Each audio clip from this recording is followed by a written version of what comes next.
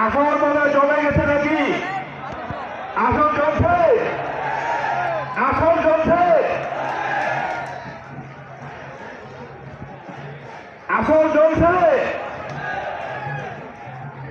আমি সর্বপ্রথম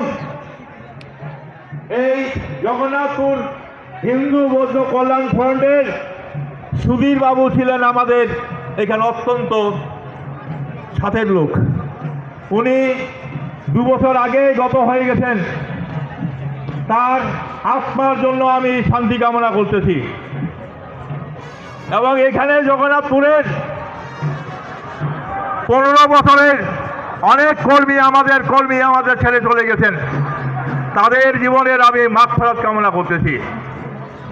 ভাইয়েরা, এখানে বক্তব্য দেবার কোনো কিছু নাই, সামনে নির্বাচন।